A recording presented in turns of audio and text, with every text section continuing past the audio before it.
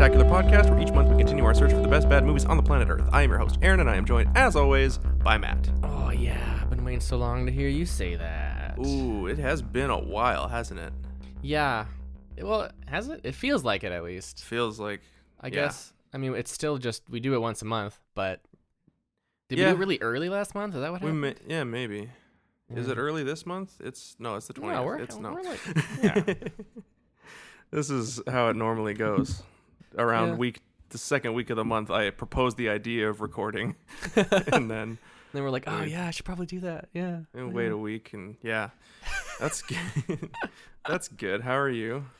Oh, not too bad. I after I set up my mic and was like, did a little recording test, I was like, ooh, I sound kind of sick. Turns out I'm congested and just hadn't noticed yet because I haven't been talking all morning because I've just been alone. Nice. So yeah, have fun listening to this slightly congested voice for the next hour or so. I mean, how many times have I done the podcast sick though? Like, yeah, that's a fair few. It's true. It's the listeners deserve to hear your slightly muted tones. I guess for so. Once. Well, you have a very rich timbre to your voice. Oh, that's like the nicest thing anyone's ever said to me. Oh, well, you're welcome. I love you. And so, I don't know, if you're a little bit congested, you know, it's like having a mute on a euphonium. It's a little muted, but it's fucking gorgeous. But my voice, I feel like, is more like an alto sax. Oh. Piccolo. How would you even mute a piccolo? Just like shave down a cork and put that in the end? I think it would just die. Probably. Probably. The piccolo player would probably faint. Probably. And they already do. Have you ever tried to play piccolo? No. Oh, man. No. I briefly tried to play the flute, and that was hard. Did you know that I briefly taught the flute? No. What? Yeah.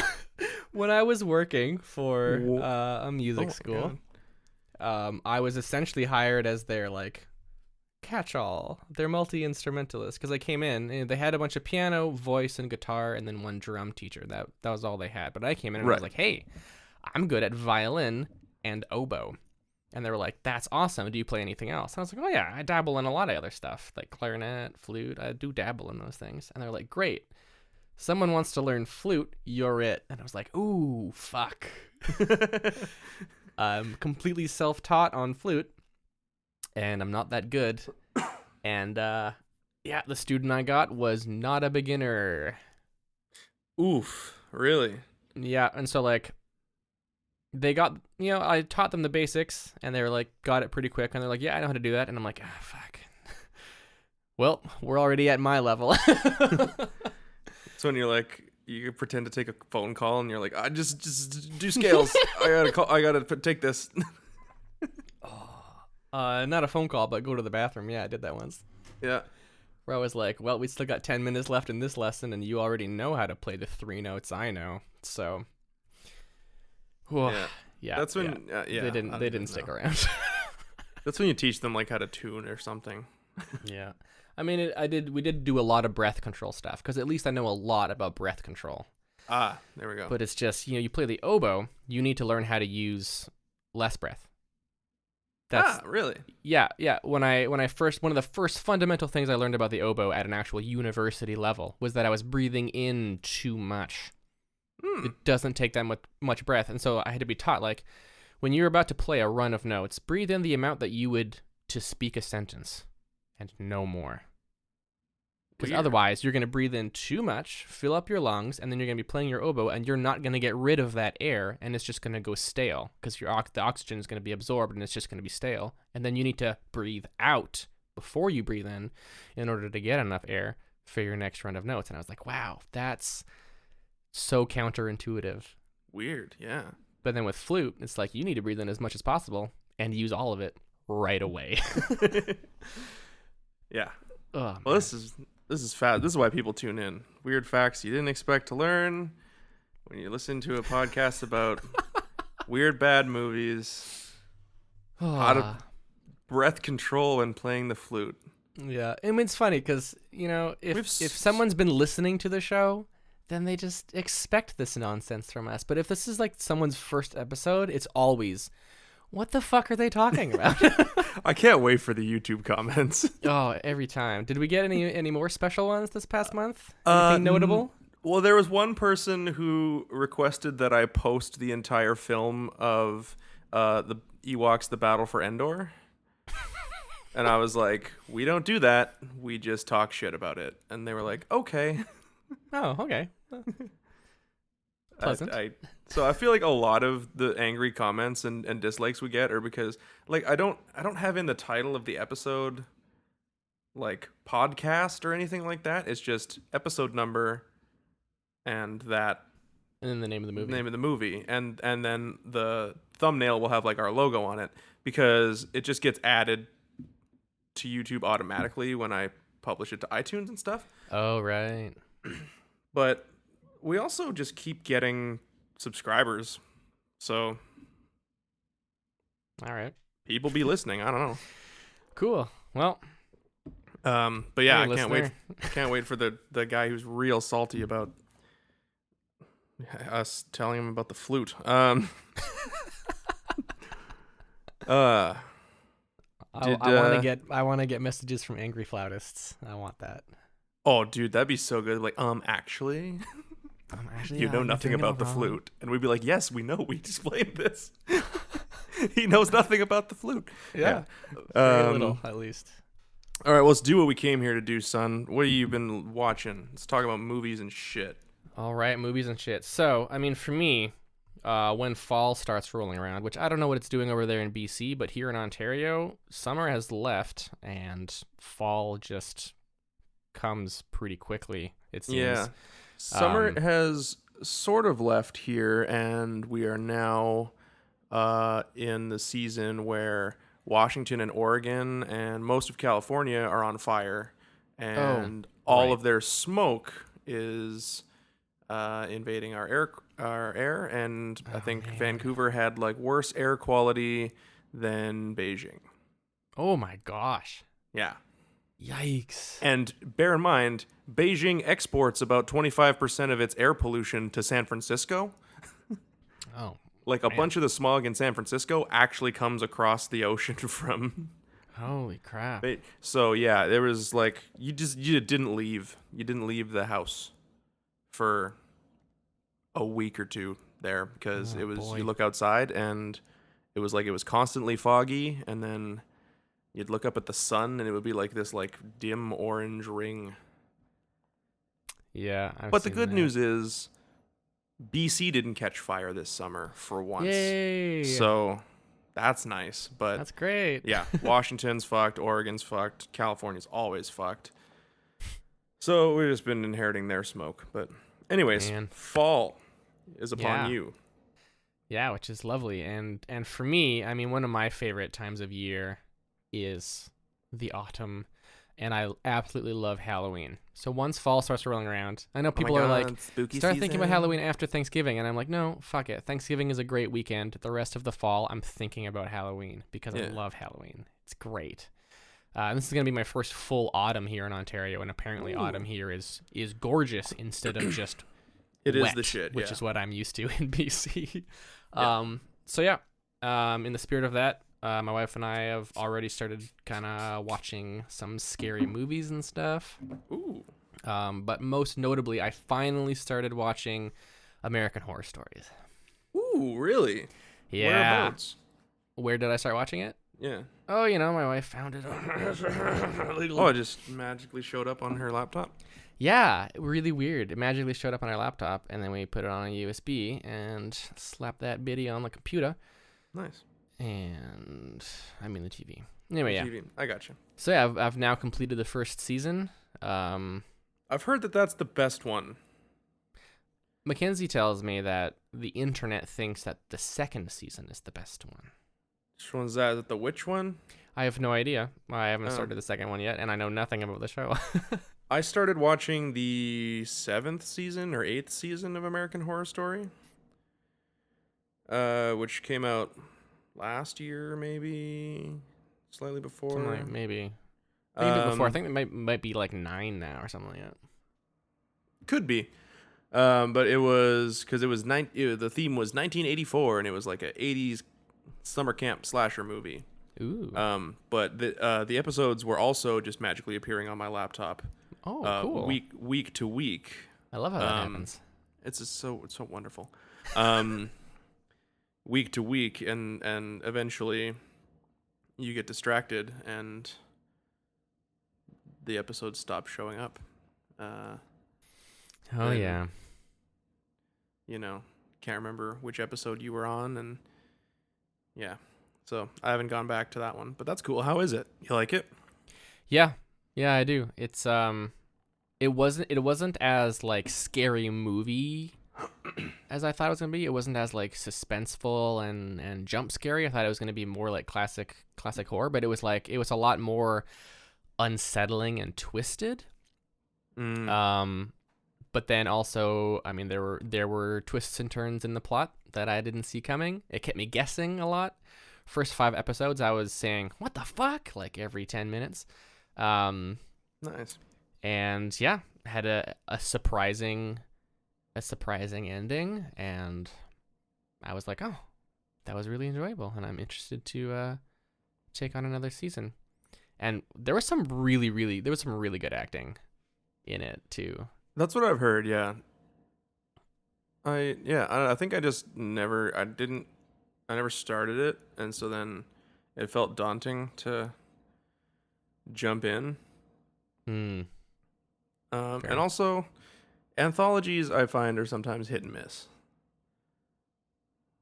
in terms of like, well, you know, seasons 1 and 3 are really good, and 4 kind of sucks, and 5's not as good as, you know, 2 was, but it's still okay, and you kind of, yeah, because if it kind of they kind of switch up.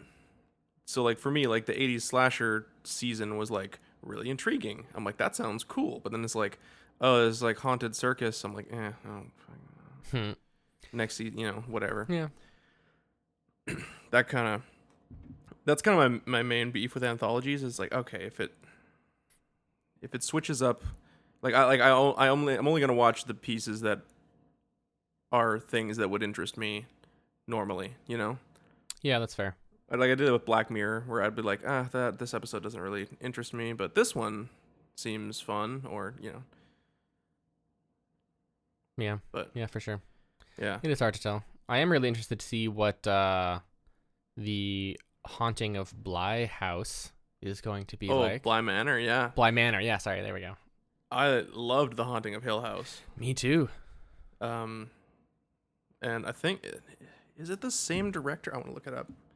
If it's the same director, I'm in 100% because that dude's like strike rate is, he's on fire.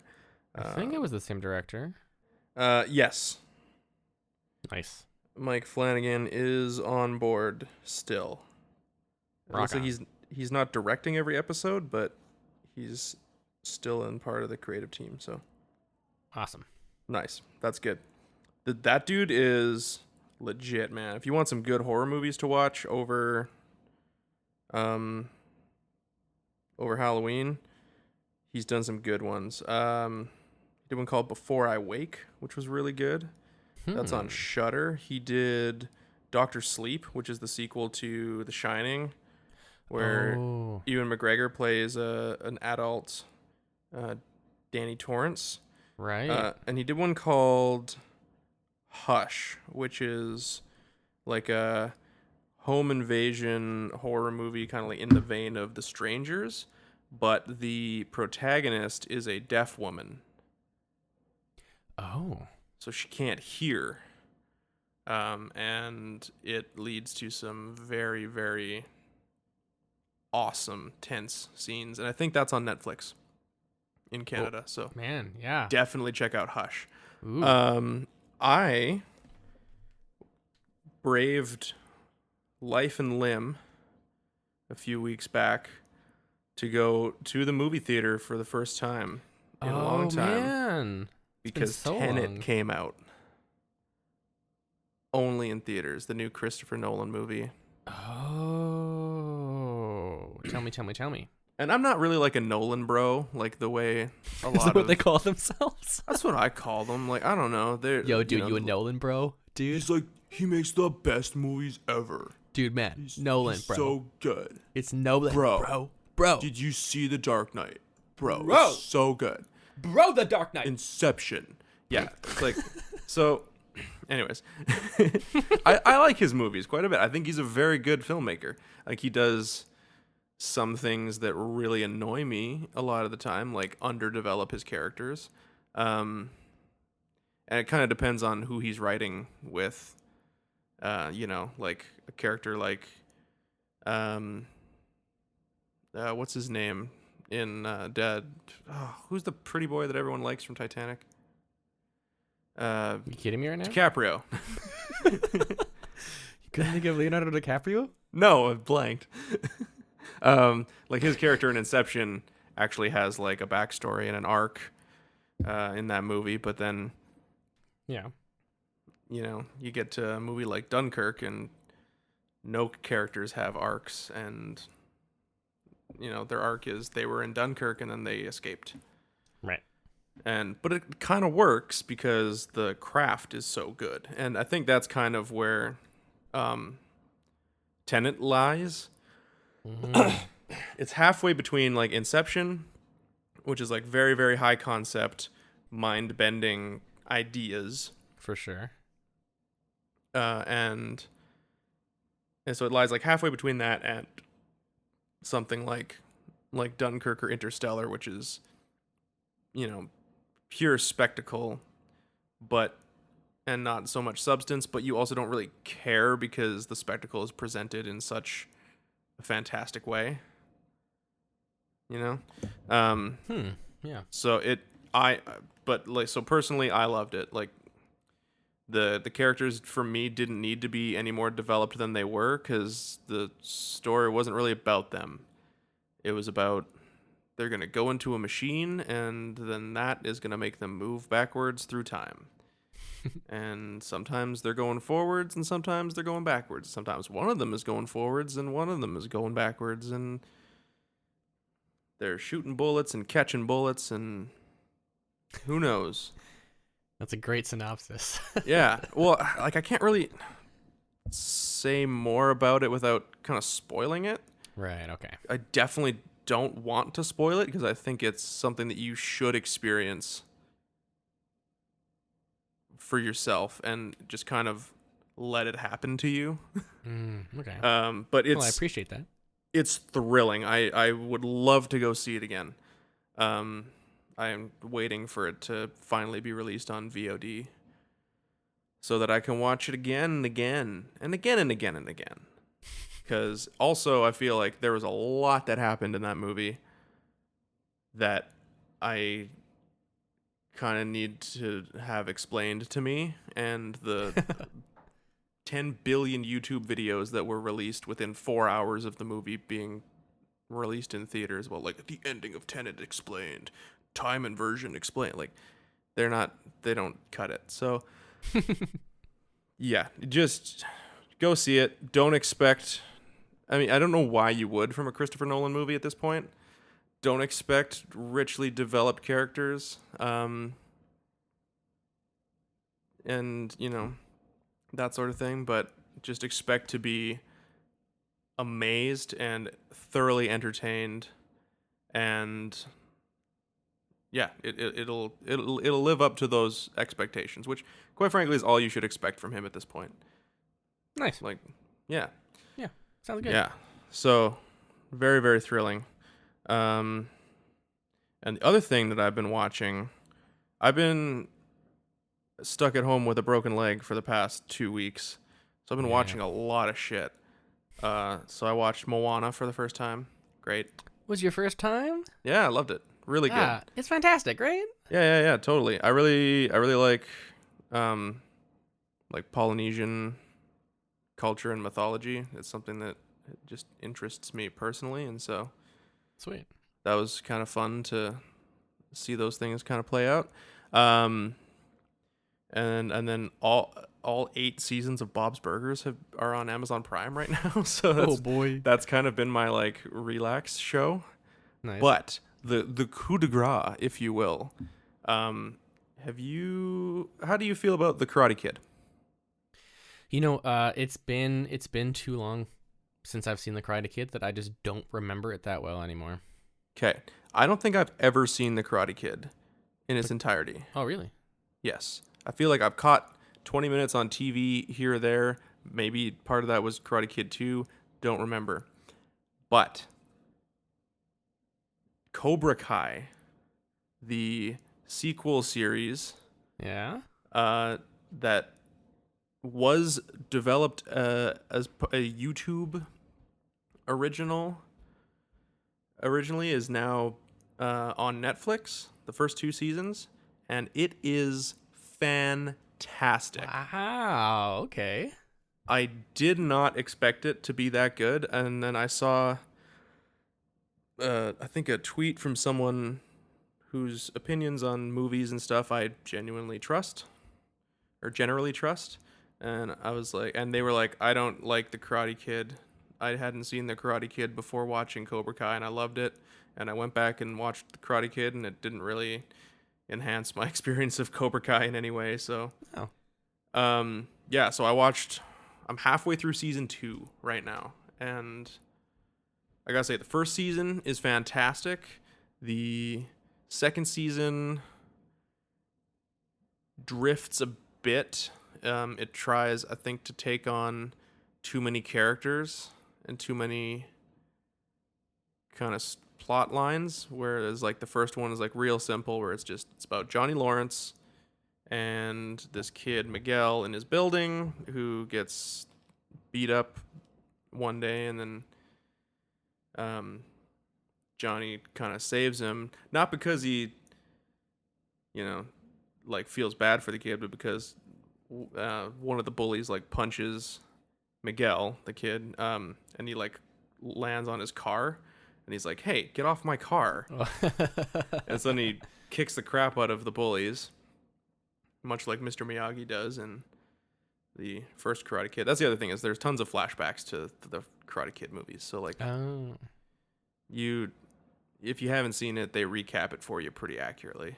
Oh, perfect. And you can follow along. And it's also just one of those movies that like you should know pretty much everything that happens in the Karate Kid just like through cultural osmosis. Right. Like, yeah. Sweep the leg, put him in a body bag, crane kick, wax on, wax off, paint the fence. You get it.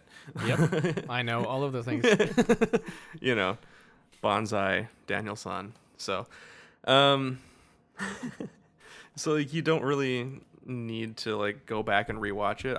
I went in cold, and I thought it was fine. So it's really, really interesting. Because Daniel LaRusso Ralph Macchio is in it as Daniel LaRusso, and he's like a very successful, like, he's got an auto group where a bunch of car dealerships, like LaRusso Auto Group, and he uses a karate kind of gimmick to sell his cars, and so and Johnny Lawrence is just kind of like a peaked in high school kind of bum.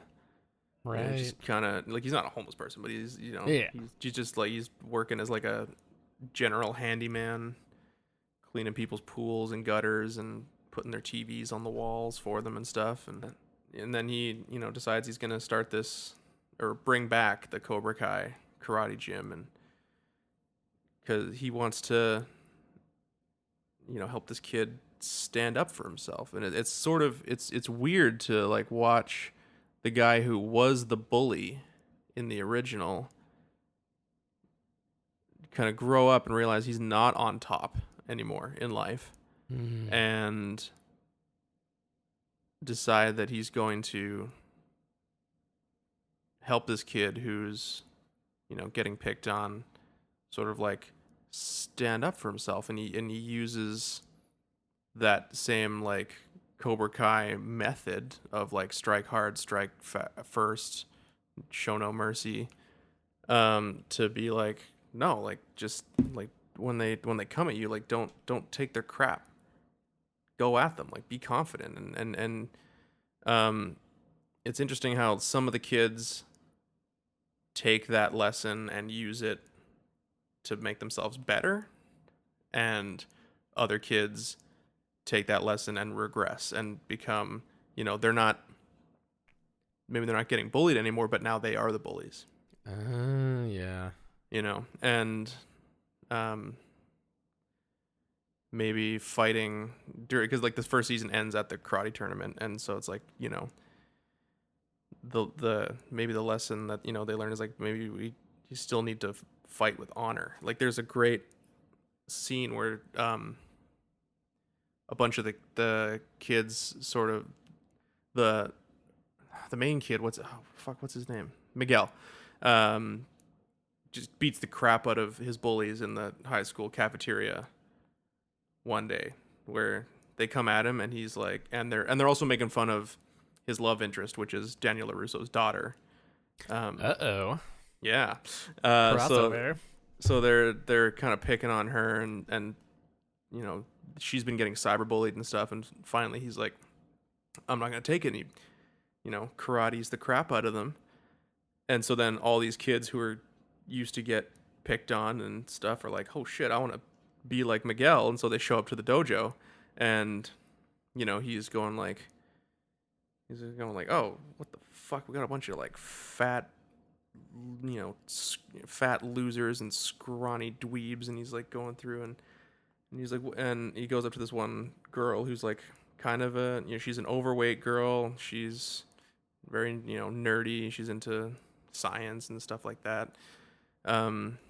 She's not popular. She's friends with Daniel LaRusso's daughter, but Daniel LaRusso's daughter is like hot, and all the cool guys want to go out with her, and she's kind of hanging out with the cool girls, right? And and so they're kind of drifting apart. And so she shows up at the karate dojo, and he's like, why do you want to come learn karate? And she's like people pick on me. And he's like, well, what do they do? She's like, well, they post mean things about me on the internet.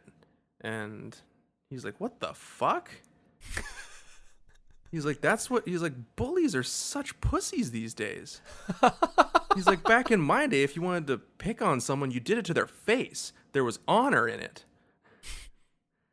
He's wow. Like, what a bunch of sad losers. He's like, all right, yeah, fuck yeah, I'll show you how to stand up to them. Next time they write something about you, you're gonna punch them right in the jaw, kind of thing, right? So he's like, they're not gonna be. He's like, you break their hands, they're not gonna be writing anything about you anymore. So, it's interesting to sort of like watch that evolution of that character over the first season, where he goes like, oh, I'm just gonna teach you how to be a badass, to like sort of figuring out that like, okay, the lessons that I were taught maybe aren't the best lessons. Like maybe I didn't take on so, but maybe I can use that methodology to kind of create better lessons. So like he's still he's not the Mr. Miyagi, like paint the fence and now karate. He's still the like, get down and give me 50 push-ups on your knuckles, tough, super tough sensei, but he's using it to try and teach you a better lesson. So it's fascinating. I really like it.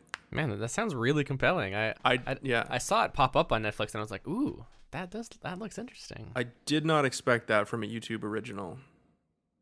Yeah, fair. And I was like, I was never gonna watch it because like, one, I never seen the Karate Kid, didn't really care. Two, I wasn't gonna pay to watch something on YouTube.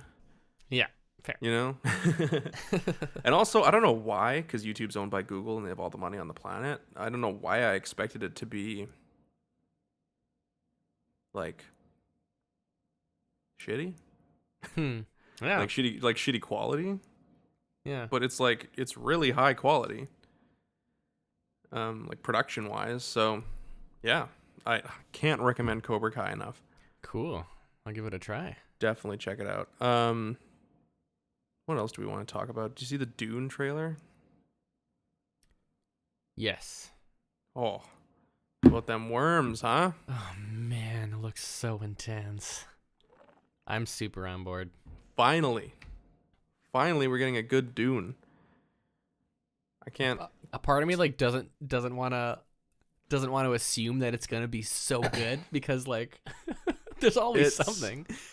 I guess, but, like, it's by Denis Villeneuve. He made a sequel to Blade Runner that's as good as the original, and that's, like, an impossible task. So I'm like, if anyone can make this good, it's this guy. Fair. So, yeah. Yeah, I'm excited for that. That's going to be good, I think. Yeah. I'm super excited, and, you know, he seems to have, like, cast, like, cool popular actors, so, like, there's a chance that this could actually, we might get a full series of Dune movies after this, if people go see it, if they can go see it right in December when it's supposed to come out. But yeah, who knows, we'll see. Time will tell. The other thing that I wanted to talk to you about was the Mandalorian season 2 trailer. Did you see that? No, I haven't seen a Mandalorian season 2 trailer. I know that it's coming out, but I haven't seen the trailer. Should I watch it right now? Yes. I finished watching it. That looks fucking awesome. Love it. Nice. Yeah. Oh man, I am very, very pumped.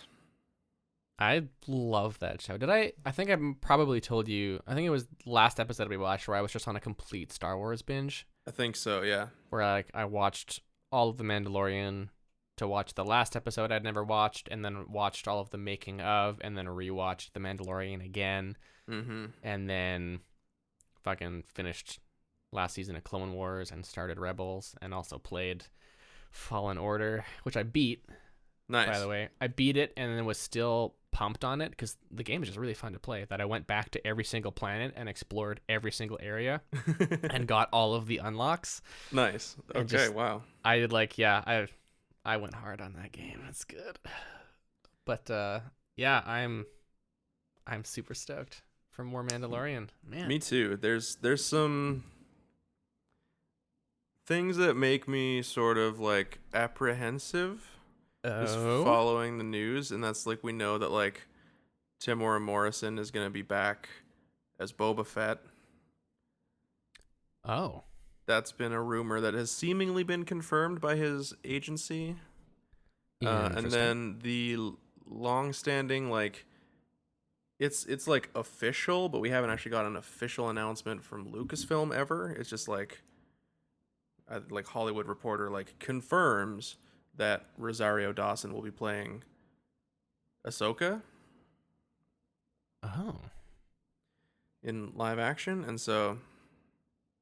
Really? Yeah. So that's a couple of things that I'm like, okay.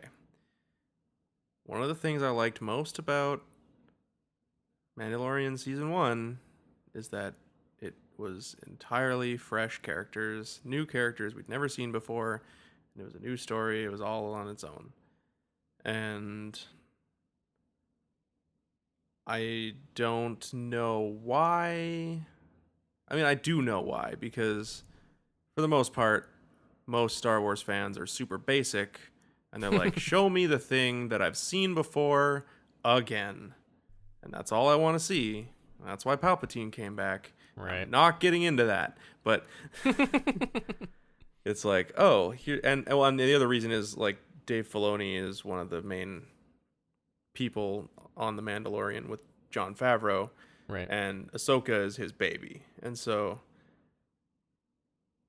you know, if he can get the opportunity to tell a story with Ahsoka, he's going to take it. So I get that. Part of me kind of wishes that they had done her like mocap and got Ashley Eckstein to play her, because I can't imagine anyone else's voice coming out of that character. Yeah, that's gonna be a weird adjustment for sure. So we'll see how it plays out. I have a lot of faith in Dave Filoni. He has done very little wrong when it comes to Star Wars. Yeah, fair. I would agree. And I would still consider him to be the heir apparent to George Lucas. That's cute. Like he was sort of the last Padawan, if you will, that George Lucas took on to sort of, when they did Star Wars, that was kind of like the last, or Clone Wars, that was like the last thing that George Lucas worked on, and so he was like mentoring Filoni Yeah. through that process. So if anyone can pull it off, it's going to be him. So we'll see. I don't want it to become a show where it's like, hey, and another thing that you've seen before. Yeah. Here's that other character. R2D2 and C3PO are here. Oh, if they put 3PO in it, I ain't just going to shit my pants. Yeah. So And not in a good way. So yeah, that's kind of my one sort of like, please do a good job. But other than that, looks so good. Yeah, dude. When Baby Yoda just like fucking closes his. Oh yeah, the shit's gonna go down. He's like, okay, yeah, bye. he closes the pram. Oh man. So good. All right. Well, we're 40 minutes into the episode. Should we talk about Vertical Limit? Yeah, sure. Why not? Vertical Limit. Stomach team, this is base camp. Weather tracking shows storm building at 26,000 feet. Advise return. I repeat, advise return. I'm pulling the plug. I thought I was paying you to get me to the top. I think we should keep going.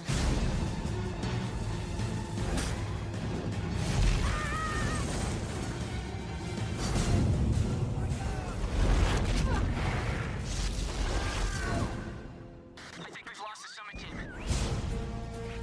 This is base camp. Do you copy? This is Peter Garrett speaking. Come in. Peter. Peter. I got 22 hours if they're lucky. Don't risk it. I won't let my sister die. That's gonna be a speed ascent climbing in pairs. They think it's suicide. I'll write a check to whoever goes. $500,000. Now, the lives of 3 My brother's got explosive. Says they're gonna blast their way down. Strap on the nitro. will depend on the courage of 6. On a rescue mission, we don't vote, we don't question, we don't argue. You listen and do exactly as I say.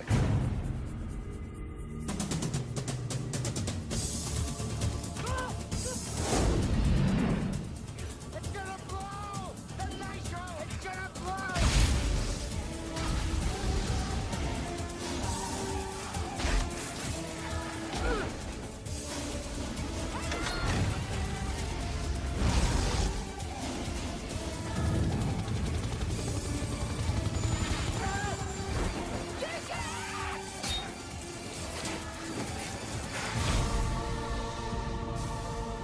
My sister's dying up there, Mr. Wick.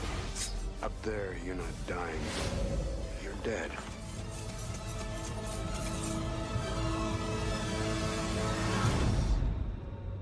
So, in continuing this weird year-long experiment of only watching movies that came out in the year 2000, we watched Vertical Limit, which was a movie that I remember watching a while ago and thinking, this movie's pretty awesome.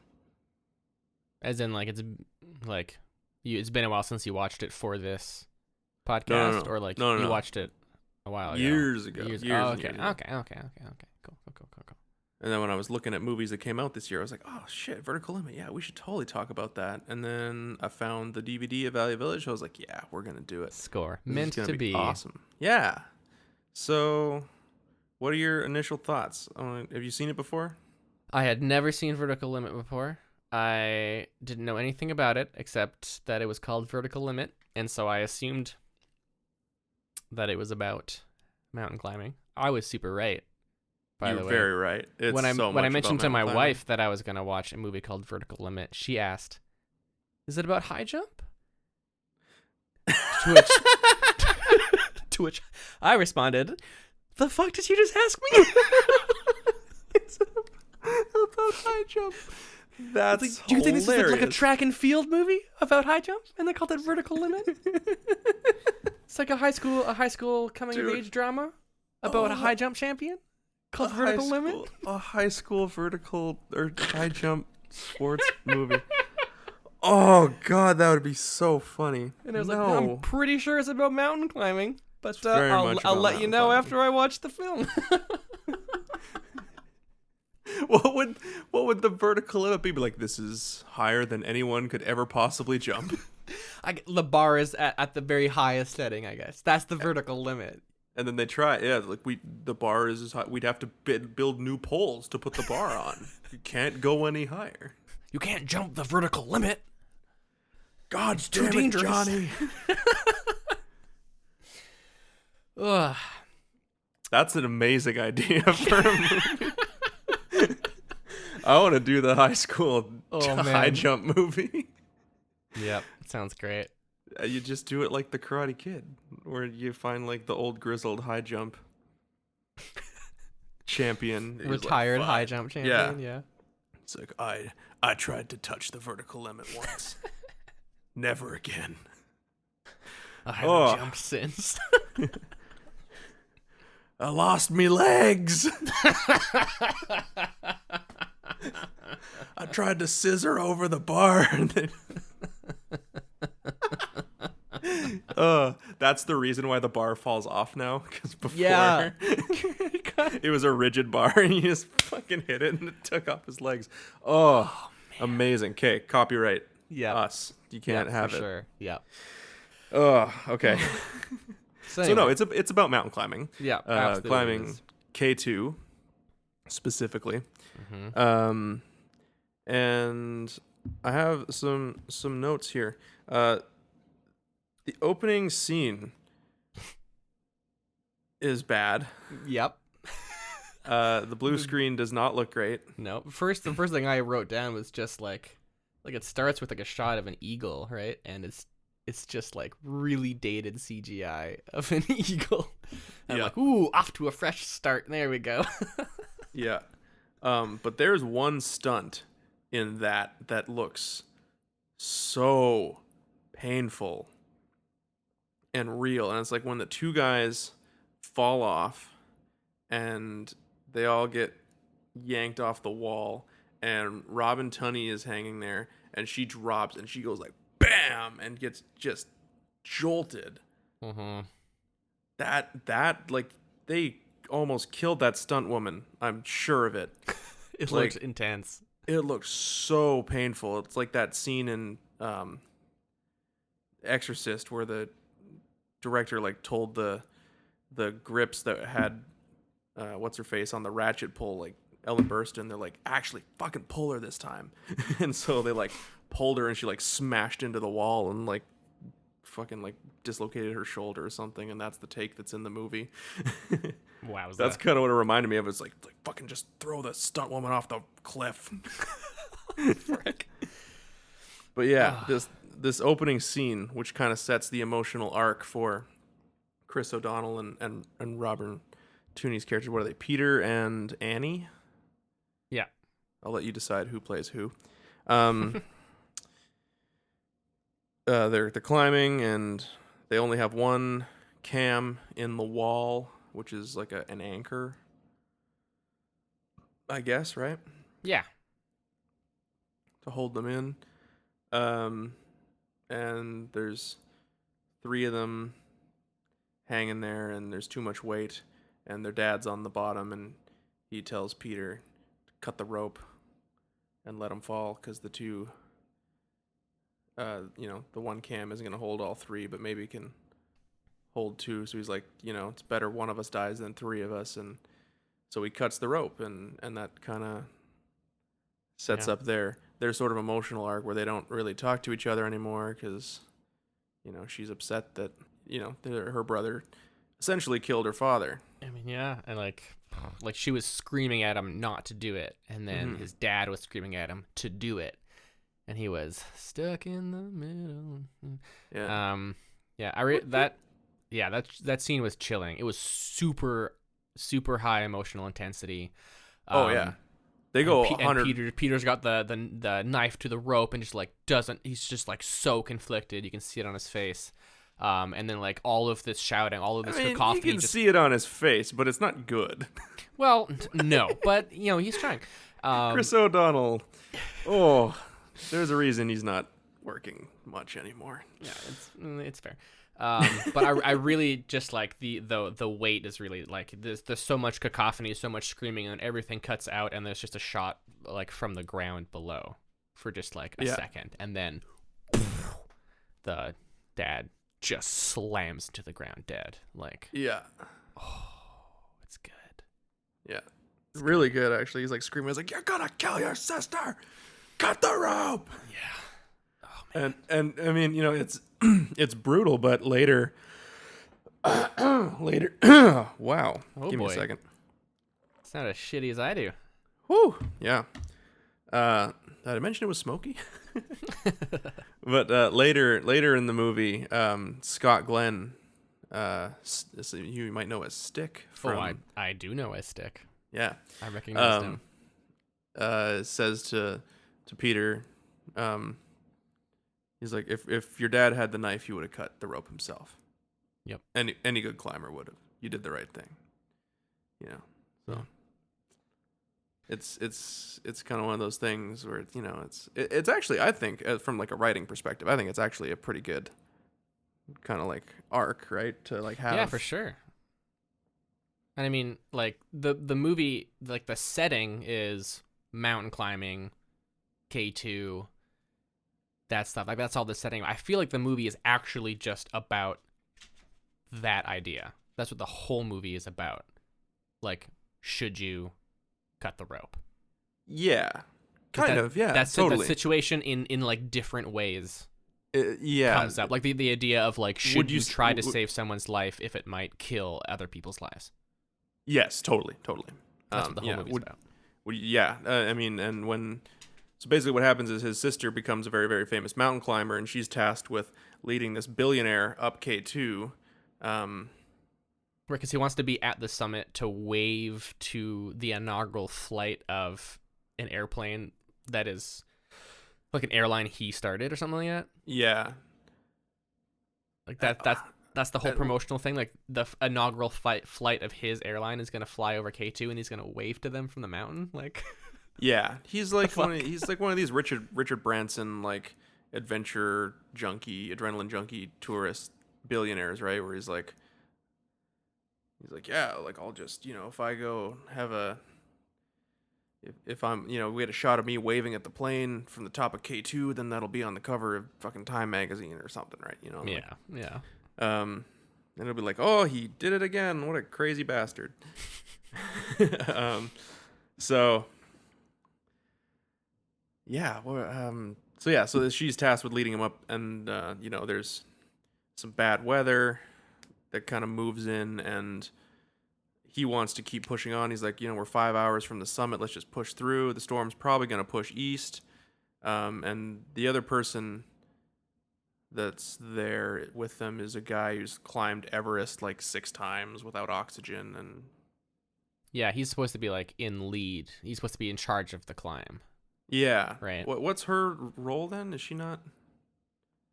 Because he is. That's right. He is in charge of the climb, but then he's the lead climber, and she's a really good climber.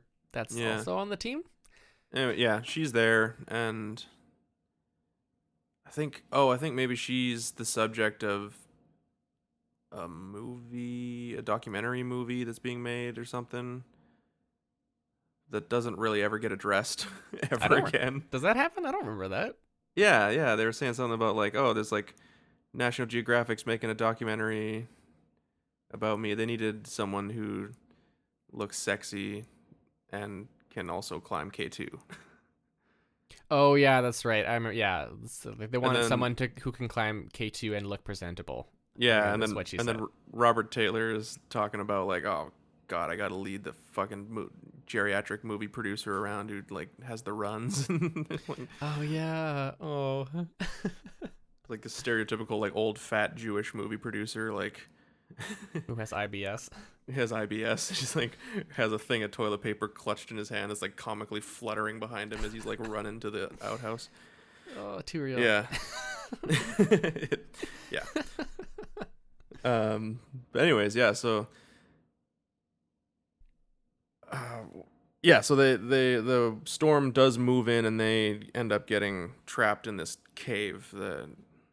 They get blown off the mountain and they're sliding, and they get dropped into this cave and are trapped there. And Tom is the name of the lead climber.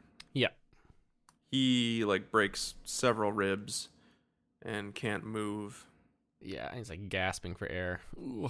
Yeah. And so it's Annie and the billionaire, played by Bill Paxton. His name is Vaughn. Sure. wanna I say don't Vaughn. remember. I don't remember a lot of the characters' names. We've basically mentioned all the characters' names I remember. Yeah. Skip. Skip is the one guy. Who's Skip? He's the very, very handsome Australian man that stays Oh, yeah. at base camp. That's true. Quite attractive, yeah. Yeah. Yeah. Robert Taylor, very, very classic Australian actor. There's a lot of Aussie and Kiwi actors in this, actually. Yeah. And I looked it up and I was like, oh, like, why is there so many? Like, Temuera Morrison is in this, playing a Pakistani army helicopter pilot. Yeah, his voice. And I was like, oh, but he just uses his Kiwi accent. Yeah. He's just a Pakistani helicopter pilot with a Maori accent. Like, didn't even try. I don't care. I just love listening to that voice. I think his voice is fantastic. Yeah, just like, oh, hey, bro, salam alaikum. Gonna fly a chopper now. Just fly it up the mountain. It's like, oh, come on, man. You could have given it. Yeah, hearing him say salam alaikum in a Kiwi accent was hilarious. But like, he's in it, and fucking Ben Mendelsohn is in it. Yeah, which I absolutely did not recognize his face at all. But then after hearing him talk for a little bit, I was like, oh, that's definitely Krennic. Like, this is Ben it's Mendelsohn. Krennic. Like, such a Totally. unique voice. But Yeah. to look at him, like, Playing a weird, like, hippie, Aussie, like, ski bum, essentially. yeah, first time we see his character, him and his brother are just like chilling at their base camp, butt naked. Yeah, smoking a joint, listening to Bob Marley. Which Yep. I had this weird, and I had to do a bunch of Googling to see if one of my screenwriting professors was involved in this movie in any way. Because our first year film school, my screenwriting professor pitched us, or like let us read like the opening couple pages of this action movie that he wrote in the 80s, which was about heli logging, where, you know, these guys, go up the mountain, they cut down a bunch of stuff, and then they get these helicopters to like grab the logs and basically drag them down the mountain. Oh. But like, what happens is the logs build up, like the logs are too heavy. You get paid by weight and not by run. So you try and drag as many down as possible. So like the loads are too heavy for the helicopters to actually fully like lift, and so they end up like dragging them, and so they're basically getting chased down the mountain by these like things of logs. And at the very end, you kind of like use the momentum to kind of like pull up, and then you pull the thing, and it drops the load at the base, and then you head back up and get more. Man, that sounds fucking dangerous. Yeah, it's crazy. They're like total adrenaline junkie, insane people. But like makes a great premise for a movie. And so like his thing was like, there was like these hippies camping, and they were naked, and they're doing yoga, you know, saluting the sun, butt naked, and then out of nowhere, just these helicopters come flying over top of them and knock them over, and Wow. you know, that kind of stuff. And so like when I saw that, just two naked hippie guys smoking weed up on a mountain, and then these helicopters fly over them, I was like, what the fuck? Like, these are the opening pages to that movie that my screenwriting teacher wrote. And so I had to like do some like deep dive Googling to see if he like was like one of the many writers. He has nothing to do with it. Wow. Just Yeah. happened to have a similar idea. Yeah, I probably pitched it to the wrong person at one point, and they were like, that's a good idea, I'm going to keep that. Whoops. Yeah, so anyways, that was really funny. I like them a lot, those two characters. It's like, Yeah, I thought they were great. they're like in the helicopter with the nitro, and he's like trying to put his leg over his head. He's like, what the fuck are you doing? He's like, I'm trying to kiss my ass goodbye. Yeah. Oh, it's good. Also, everyone, oh yeah, I have in my note written, it's Django Fett, bitches. And he's Pakistani with like 7 question marks. But one of the other notes I wrote in here is everyone has bad hair in this movie. Nobody's hair is good, except maybe the French Canadian girl. She has normal looking hair. Everyone else has a real bad wig. Yep. Yeah. Like Chris O'Donnell looks good in the opening scene. He's got his like Robin haircut. It's like high and tight, you know. And then he's just got this like real bad. I'm guessing it's a wig, like super flowy, kind of like too blonde for him. Doesn't match his hair color at all. Yeah, it's like, kind of weird and shaggy a bit. what the fuck? It was horrible. And then like her hair is like a weird like bob haircut that also looks pretty bad. Yeah. It looked as dated as the CGI, really. Yeah. I was trying to figure out like it looks kind of like a TV show at points. Yeah. Where there's like close-ups of like someone on the wall, and then there's like clearly they were shooting on like blue screen, and you know it's the year 2000, so like this kind of technology not as prevalent as it is today, and probably not a lot of people know how to light for it. So like everyone has this like perfect edge lighting around them. Yeah. Like perfectly separating from the background at all times. I'm like, oh yeah, there's very clearly a spotlight right there. Just pointed at them. So that kind of sucks. But yeah, anyway, so this is directed by Martin Campbell, who you might know for directing GoldenEye and Casino Royale and The Mask of Zorro. And a bunch of other shitty movies that no one will ever watch. Those three are great. Those are awesome movies. Mask of Zorro is fucking fantastic. Is. Unbelievably good. Does not get enough praise. No. Anyways, he's a New Zealander, so that explains why there's all the Aussies and Kiwis in the movie. And they filmed most of this in New Zealand. Because I was like watching this, I'm like, why the fuck are there so many Australians in this movie? And like, why is there a Kiwi guy playing a Pakistani? Like, I know it's 2000, so like anyone with brown skin can play anyone from the Middle East or Mexico or whatever, and there's probably not call for a lot of like indigenous New Zealand characters in major Hollywood films very often. So like, yeah, probably not. Take the work where you can get it, I suppose. But I was just like, why him? I don't like, you know, he's not an like big Hollywood guy. I mean, it's like, oh, okay, they filmed it in New Zealand, and that makes sense. Yeah. So anyways, yeah, they put this like rescue party together. It's like Chris O'Donnell and the Ben Mendelsohn and his brother, the two crazy hippie guys. Skip is gonna go, but they're like, no, we need someone who knows the mountain down at base camp to be not on the mountain. Right. To help us navigate. And they're like, well, he's like he's the best climber out of us. And they're like, well, then we need to get someone better. And so then they go for Scott No Toes Glenn. Yeah, this is a really good scene of him. His opening shot is like a close-up of his feet, him like pummeling his feet, which have no toes on them, and like pulls back. Yep. Because he's just been climbing the mountain every season looking for the body of his wife. Yeah. Who was also guiding Bill Paxton up the mountain, and they got lost, and only he came back. You know? Yep.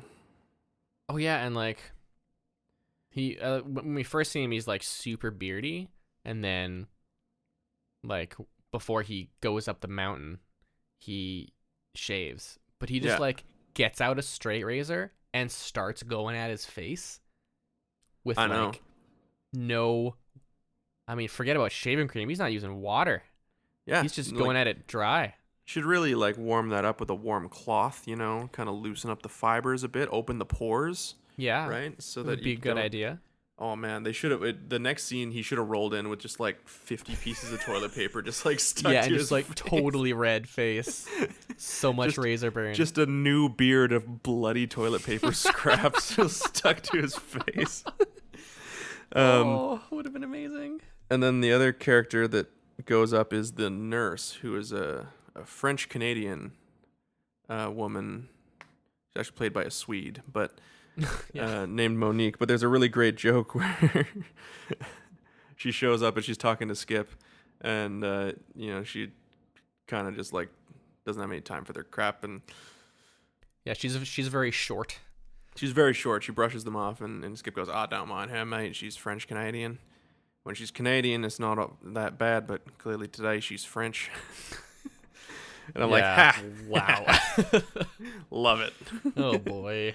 Someone who resides in Canada, I find that joke hilarious and accurate.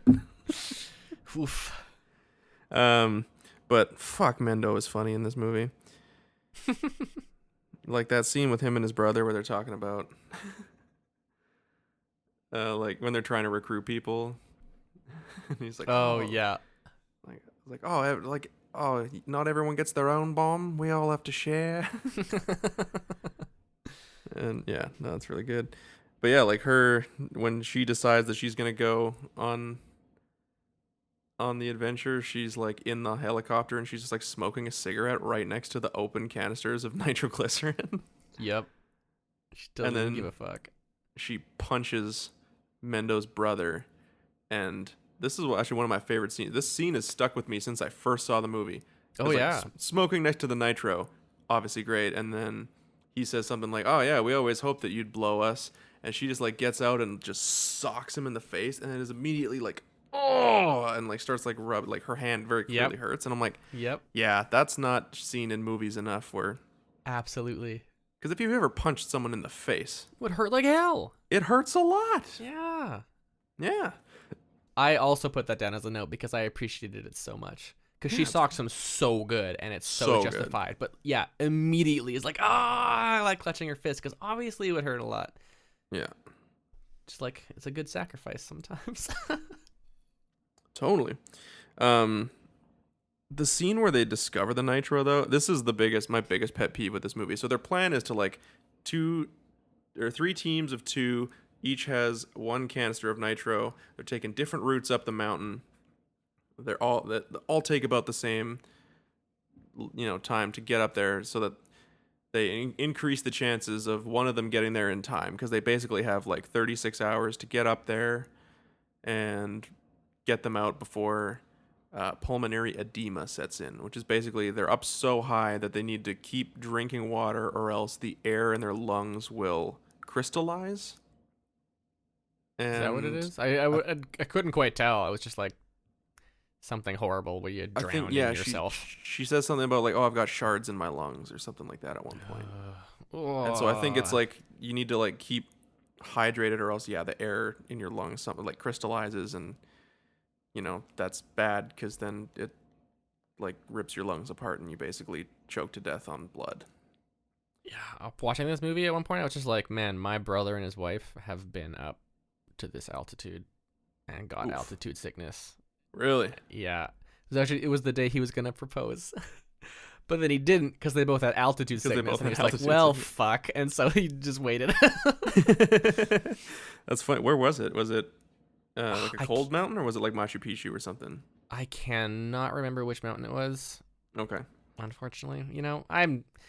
Geography's not my thing. Yeah, because I think this is different. I think they were in Nepal, though. Oh, okay. I think. But yeah, so I think this is slightly different from altitude sickness, because like I know like if you go up Machu Picchu, like altitude sickness is an issue. Oh yeah, this is definitely a different thing. Yeah, sure. this has to do with like the deadly temperature as well. Yeah. And the altitude, but yeah, like there's a scene where the nitro is just like leaking everywhere. Yeah. And it like gets all over Skip's shoe, and they're like, "Oh, everyone, be very careful."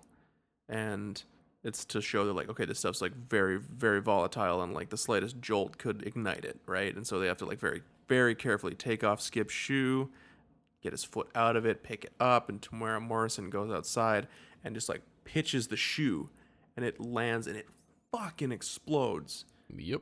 Everywhere, like, and then they just leave the drawer full of nitro open so that it can get hit with the sun later and explode.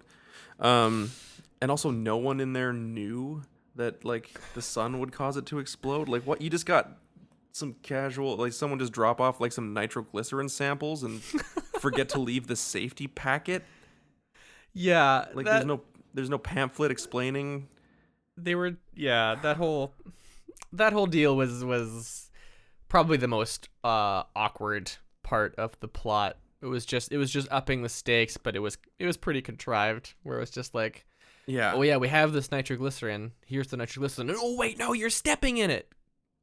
Hold still. And then later, yeah, it's just open for some reason. I thought it was an enclosed silo, but apparently it's open and the sun's on it, and the whole And thing it's blows just up. leaking everywhere, and they're like, "Oh, we should get someone to clean this up." Oh, and I guess we'll just leave the drawer open, and it'll leak more. And I mean, yeah, I mean, if it leaks entirely, then it's gone. Problem solved. yeah, really has me questioning the abilities of the Pakistani army, though, man. Like, Yeah, I hope that's not accurate. me too.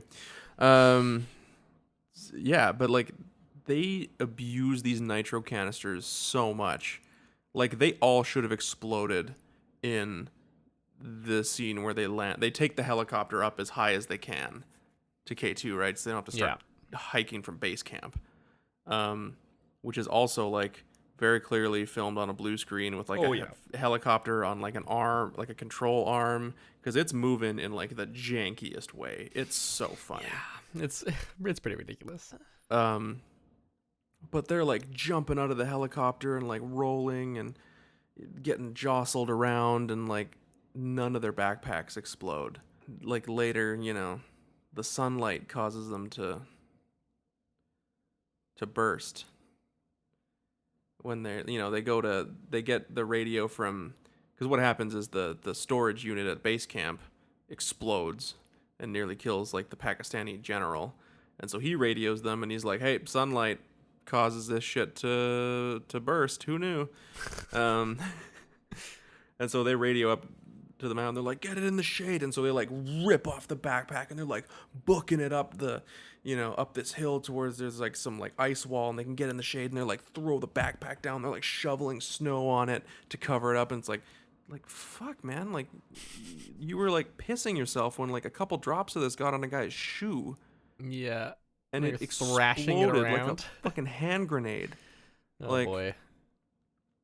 Yeah, and then the other team with Mendo on it, like they finally radio to them. They're like, "Get it in the shade." They get it in the shade, and they're like, "Oh, okay, fine." But then it's just leaking everywhere, and the trail like leaks down into the sun, and they get fucking killed. Yeah, they're actually, like Mendo gets out his water. He's about to take some, and then he hesitates and actually hands it to the other guy. Yeah. And then in the handoff, they accidentally drop it and like spill their water, and like just how dumb the situation is, they just start laughing. And then it's actually in the midst of their laughter that the bomb goes off. Yeah. And if you go frame by frame, it looks really fucking intense and bad at the same time.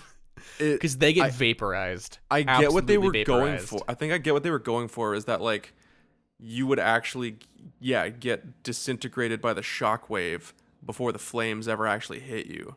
And so there's like this thing where they just like they basically look like the Nazis at the end of Raiders of the Lost Ark. Yes, exactly. If you were to like point a very, very high-powered fan at them, they basically just get disintegrated into like blood and bones and blown off screen in probably like less than 5 frames. Like, yeah, it was real quick. It's like, but yeah, no, I rewound it and watched it like 4 times. I was like, wait a second. Yeah, me too. What an excellent shot. Overall, what did you think of the movie? Overall, I thought that Vertical Limit was pretty exciting. I felt like, I felt the stakes, a lot of the time. No, for sure, yeah. It was pretty intense. Which I enjoyed. I didn't necessarily care about the characters a ton, but I'm definitely a sucker for movies that are about sibling relationships. Sure, yeah.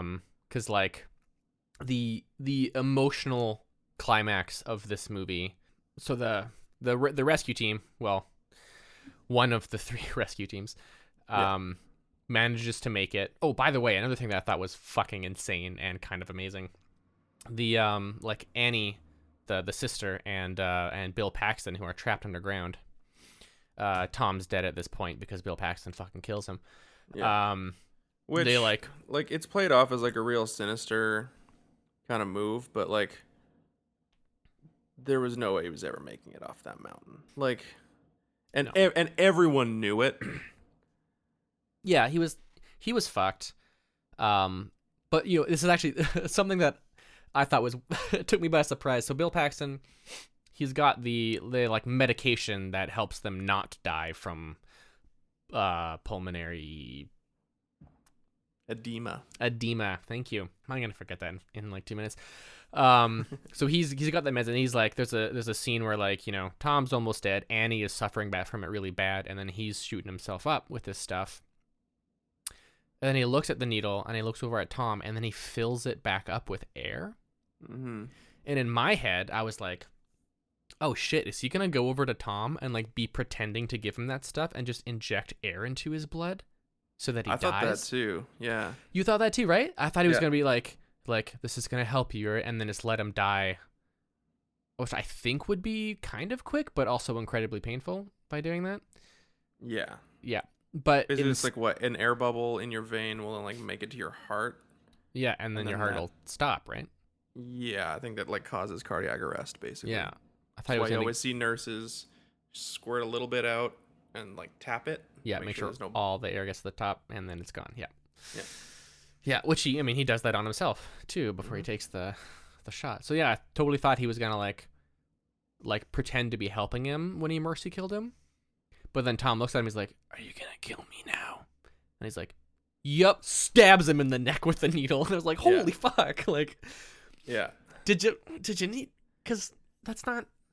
And it was just like, it was very excessive, but I think they wanted to like paint it as like this is a very sinister act, you know? Yeah, I guess so. I think that was kind of the intention there, because you're not really supposed to like Bill Paxton's character. Yeah, I mean, he comes across as a pretty huge douchebag without the whole killing people thing. I feel.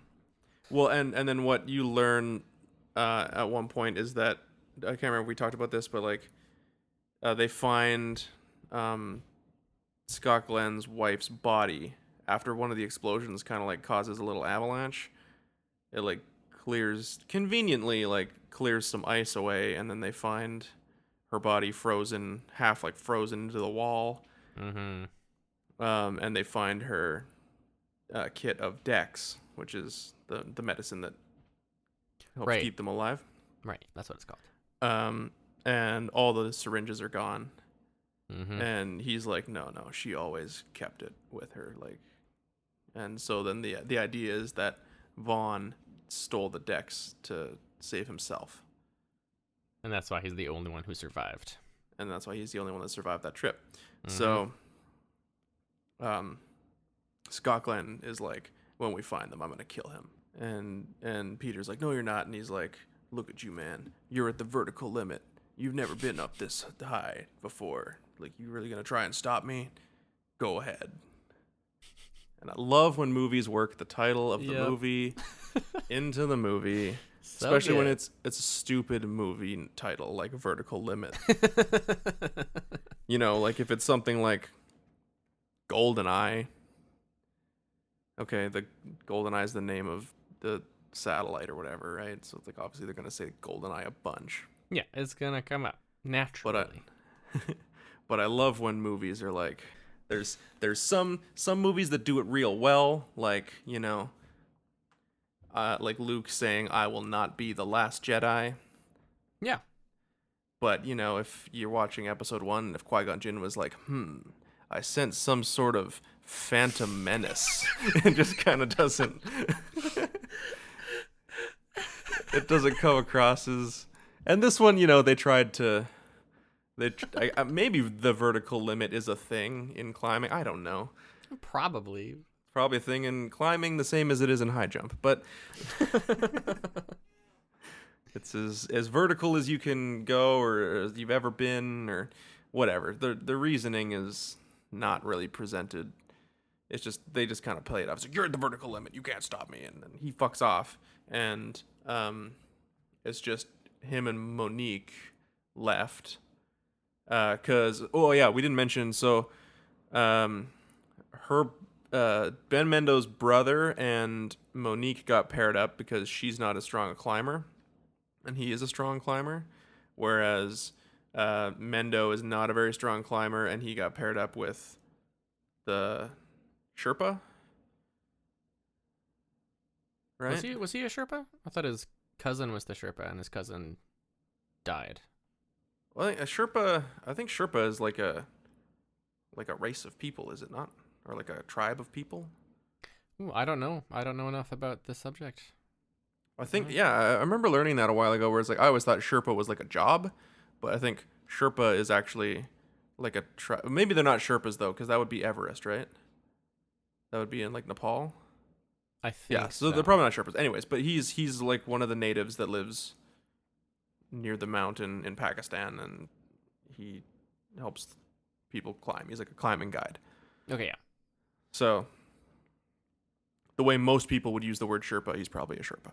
Okay. In the colloquial sense, but not in the legitimate sense. Gotcha. So they got paired up, which doesn't really make sense, because like he could have just paired him up with his brother, because if he's a weaker climber and his brother's a stronger climber, it works. But whatever.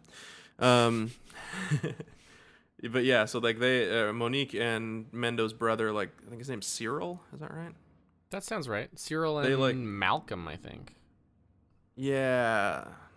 I Anyways, think so. they slip and drop their pack of nitro off a cliff, and they slide down, and they're like hanging off the cliff, and then that explosion causes an avalanche, which like blows Cyril off the mountain, but Monique manages to hang on and climb back up, and she reunites with Peter, and should really remember Scott Glenn's name.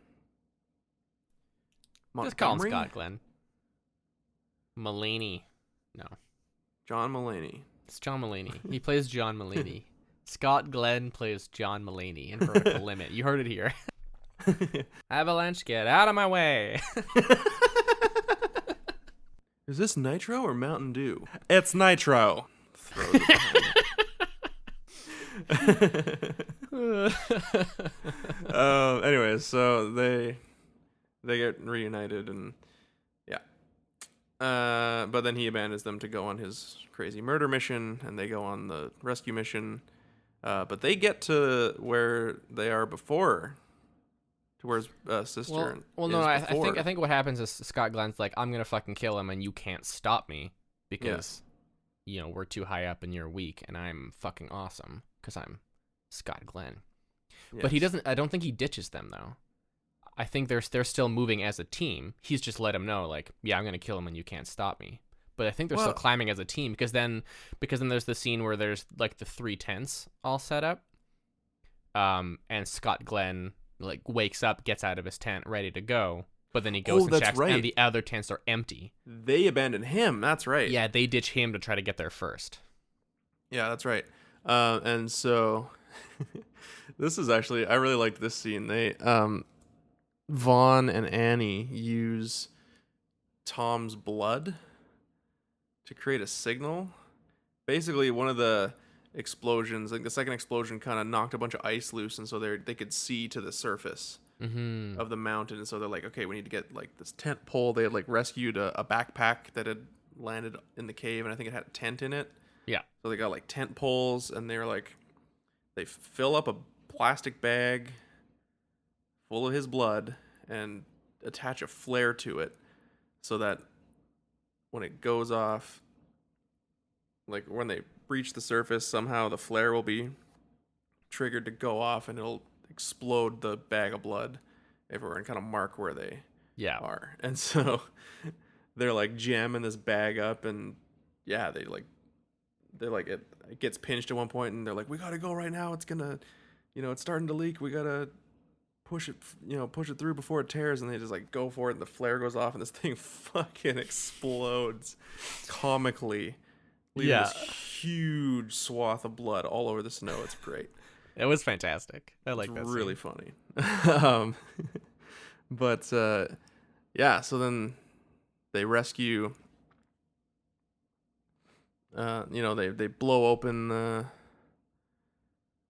the cave, and they hitch up Annie to the rope, and they're pulling her out, and then they start slipping, and the axe that they've used to anchor themselves in starts to come out, and that's when Scott Glenn fucking steps on it, shoves it back into the ground. Yeah. He goes down.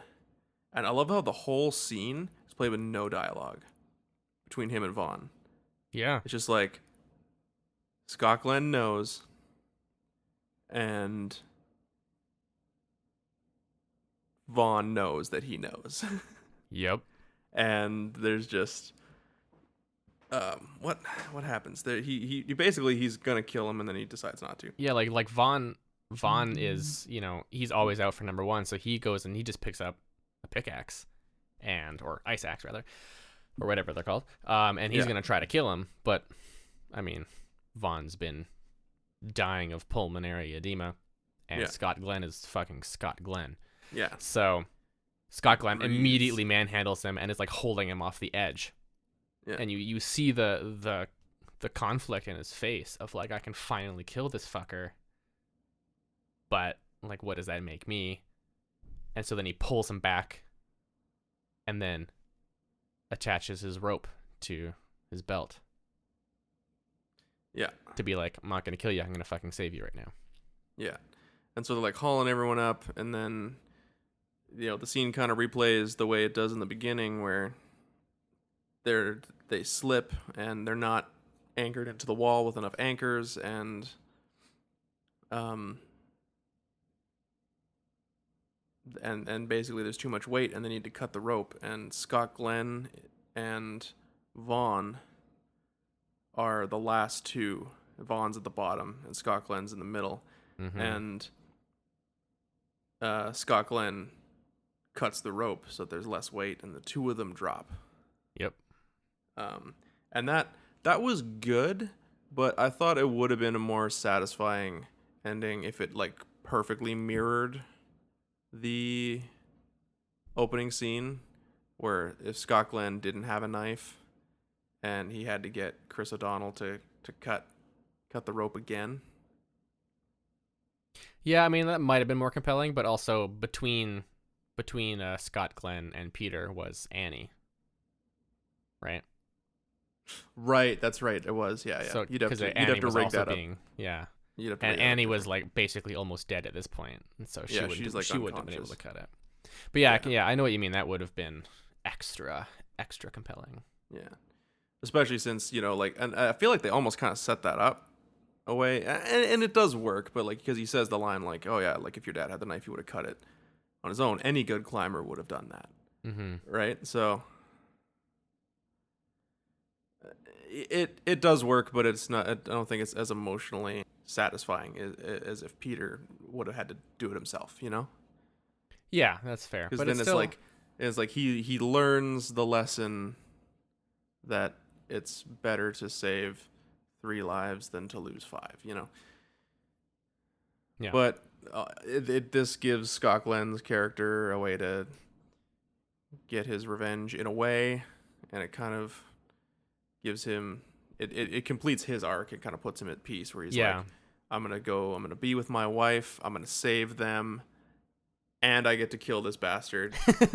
All in one. Everything's coming up Millhouse for Scott Glenn. Yeah, for sure. And he basically, he says his little prayer and cuts the rope and But then, falls and then to oblivion. that's good parallel for the beginning of the movie.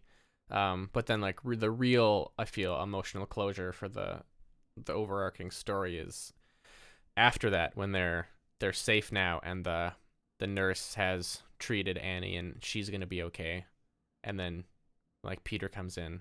There's like a bit of a romantic bond that's been forming between him and the nurse that's not like super explored, but then they definitely kiss, and that's cool. That's like they had a little bit of romance in the movie. It didn't feel that forced to me. And they also like didn't focus on it that much. Yeah, which is and that's the other reason why I liked that it was a brother-sister rescue mission, because it could have very easily been like husband-wife, or like estranged wife, right? Could have been, they were married and they were climbing, and he had to cut his father-in-law loose, and then she resented him for that, and that's why they don't talk, you could have done that, and then they get back together at the end, and it's kind of like Die Hard, right? Yeah. Where like through this traumatic experience, they get back together, and yeah. But yeah, instead, then the emotional payoff is the sibling reconciliation between Peter and Annie, where like, yeah, which is it's like they better. finally are. Yeah, she's like, able to not only like forgive him, but like better understand. Yeah. The situation, like the choice that he made, and like they're gonna like they repair their brother-sister relationship, and that's just so moving to me. I loved it. It is really moving, and it's nice to have it sort of subvert or do not the expected thing, which would be to have it be a romantic relationship. Mm-hmm. It's like the end of Frozen, where it's like, oh, only true love's kiss can break the curse, and true love's kiss isn't the handsome prince that turns out to be a douchebag. It's the sister. Yeah. The sisters need to learn to love each other again, and so it's like, oh, that's cute. I like that. Yeah, for sure. So yeah, that's. That was probably one of my favorite elements of it, was that there was almost no romantic, like forced romantic subplot. Yeah, this wasn't Mission Impossible 2. Oh right, yeah, that happened. I forgot what happened in that movie. I hate it. Yeah, but also I love it. Well, yeah. There's one other note that I had that I just thought was funny. Yeah. When the helicopter takes them up as high as it can, and it's like really struggling to be up there, and they'll have to kind of like jump out of the helicopter. There's a light that's going off that says "Master Caution." Yes. And I just thought, so there is a signal light that has more authority than the normal caution light, and that is the Master Caution light. Which I think it's pretty cool. I think that's fun. It's just like Master Caution versus Caution. It's like Caution's like, okay, there's something is wrong, and Master Caution is like everything is wrong. Yeah. It's like the sign entire caution in Santa Claus Conquers the Martians. This says caution controls. Oh. It's like caution controls. Look out, there's controls here, or these are the controls that control the caution, or I don't know. It's not explained. Nope. It's a real bad filmmaking choice, actually. Yep.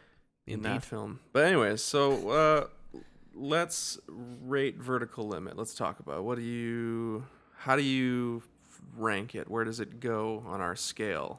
On our 3-tiered scale. Our 3-tiered scale. I would put Vertical Limit at a Breakfast Club fist bump. Okay, all right, yeah. I think I also have to go Breakfast Club fist bump. Yeah? There's obviously there's cheesy elements because of the times that it was made. Like there's a dated guy, it's very dated. There's a guy at base camp that looks exactly like the lead singer of Counting Crows. Do you know the guy I'm talking about? Yeah. Yes. Yeah. It's like, oh my god, this is the most 90s man ever. And yeah, everyone's hair is terrible and the blue screen isn't great, but overall, I think it's like a pretty well constructed like action thriller, and some of the sequences are exciting and it's funny. Ben Mendelsohn's really funny. Yeah, he's hilarious. It was fun seeing him in just a totally different role than things I've seen him in before. I just really enjoy that. Oh, totally. And this would have been like he would have been like unknown at this point. Like he maybe would have been mildly known in Australia, possibly. Yeah, maybe. I wonder. Yeah. But yeah, it was compelling and funny and yeah, like too bad Jay Laguerre didn't show up in this movie, because then we could have had like a Star Wars Aussie actor reunion with Captain Typho, Jango Fett, and Director Krennic. That would have been amazing. That would have Oh, been so man. good. Oh, well. Next time. Vertical limit next 2. vertical limit. Verticaler limit. Vertical limiter. We'll just, when we make the high jump movie, we'll just set it in Australia or something. Vertical to the limit. Vertical to the limit. Yeah, there you go. There you yes. And the number 2, like Cradle to the Grave. Yes. I never saw Perfect. Cradle 1. I remember genuinely thinking that when I was a kid, being like, was there a Cradle? I don't remember seeing Cradle 1. Cradle to the Grave. But it's Cradle to the Grave, but it's Cradle to the Grave. Yeah. Love it. Vertical to the limit. Oh. That's so good. Oh, yeah. Amazing. Yeah, I'd say like if you put this on one night when you're like, I don't have anything better to do. I just need something kind of fun, kind of dumb to watch. This is it. Yeah. It's kind of fun. It's kind of dumb. Yeah, It's that's 100% entertaining. So. and honestly, like, poses a very interesting moral question that you can deliberate. Yeah, weirdly, it does that. Yeah. You're not wrong. All right. Well, I guess it's that time of the show where I attempt for the next 20 to 30 minutes to wrap up the show in a neat, concise way. You're off to a great start. I think so. Oh my god, dude, we got some emails here, man. Might have to hit these up. What? Email time? Yeah, we got some emails. So, Wow. I'm on board. Let's do it. OC12P plus BW5S1 Wuheim 2K. Okay. This seems like spam, but it's like, it's clearly not. Someone's suggesting we watch a movie called Invader, which is a 1992 forgotten giant robot movie. Oh. And that looks kind of, direct to video science fiction. Yeah, okay. It was released on Laserdisc. Yeah, Laserdisc. Oh, and there was a DVD put out by Eagle Films. Okay, so we might have to try real hard. And he's just suggesting some other robot warriors. Whoa, dude. Invader is like my birth year and birth month. Shit, nice. I'm only 26 days younger than this movie. All right. Well, yeah, it's suggesting some giant robot movies. Sweet. That's cool. Thanks, spam name. Yeah, get a new name on your email so that we can thank you properly if we ever watch these. Well, try to pronounce it. Try to pronounce it. Don't just spell it. Oc12P plus 5 Sai Wuheim Tuk. That's there's like 47 characters in this name. I'm gonna call him Wuheim. Wuheim. Cool. Thanks, Wuheim. We will possibly get to these next year. We need to complete the distant future, the year 2000 retro recap year. Until next time, next month is Halloween, bitch. So we're gonna watch Dracula 2000. Hell yeah. Starring Gerard Butler. I'm too sexy for my shirt Butler as the titular Dracula 2000.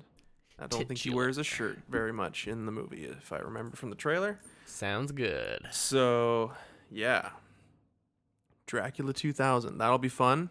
Kind of the whole point of doing this whole year's worth of movies from the year 2000 was that there were a bunch of movies that came out that year with the title of the year in the name of the movie, and like maybe the stupidest one was Dracula 2000.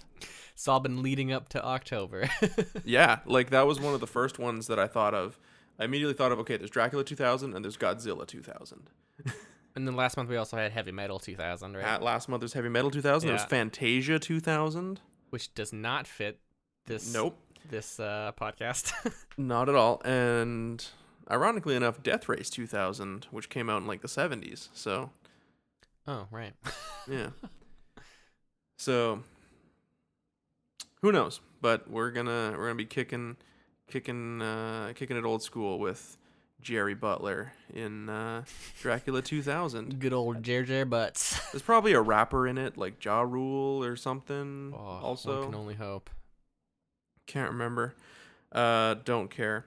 So, anyways, look forward to that if you want to watch the movie in advance. Why? But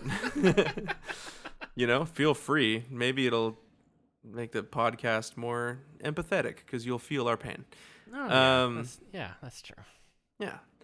So, if you like the show, you can rate and review on your app on iTunes. That really helps the show out a lot. Wherever you listen to this, you can find us on iTunes, which is, I guess, Apple Podcasts now, Spotify. Maybe not Google Play anymore. They might be shutting down the podcast library. I can't remember. Oh, no. No one uses it anyways. It doesn't matter. iHeartRadio, Stitcher, YouTube. If you want to ask us why we don't post the full movie, because we're not a pirate movie channel. Yeah, read through the salty comments. They're real funny. And a lot of them aren't in English also. Oh.